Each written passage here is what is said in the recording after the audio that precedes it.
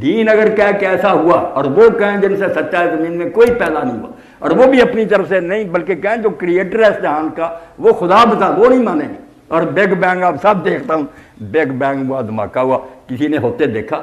اب سائنس کا دار و مدار تھا مشاہدے پر، کسی نے مشاہدہ نہیں کیا۔ ایک مفروضہ ہے کہ ایسا ہوا اور یہ پھٹ گیا اور یہ بن گیا، مفروضے پر ایمان لائیں۔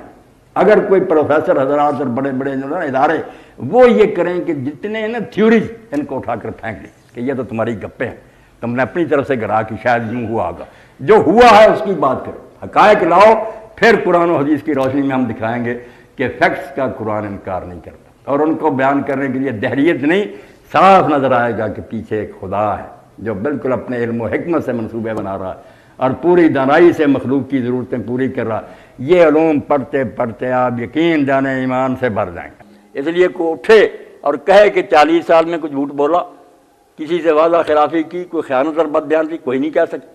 اور پہلے اللہ کے رسول علیہ السلام نے جب صفا پر کھڑے ہوئے ہیں تو نبوت کا مسئلہ سمجھانے کے لیے کہ نبی ہوتا کیا، اونچائی پر کھڑے ہوئے، خلق خدا نیچے تھی، دوسری طرف وہ دیکھ نہیں رہے تھے۔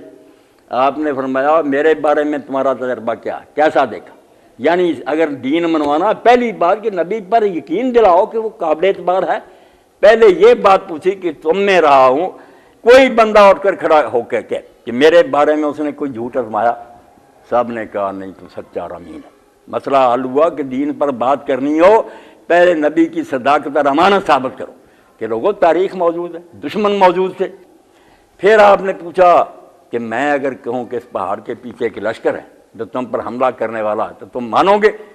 وہ چونکہ مان چکے تھے سچے، اور یہ بھی جانتے تھے کہ جو نیچے کھڑا ہے وہ دوسری سائڈ نہیں دیکھتا، جو بلندی پر ہے وہ دیکھتا۔ عقل تھی ان کے پاس، بے وقوف سے نہیں آج کے ڈیریوں کی طرح۔ انہوں نے کہا یہ صاحب بات ہے کہ جو اونچائی پر کھڑا ہے دوسری سائڈ دیکھ رہا ہے، وہ دوسری طرف کی جو خبر دے گا اگر وہ جھوٹا نہیں تو سچی ہے۔ انہوں نے کہا کیوں نہیں مانیں گے؟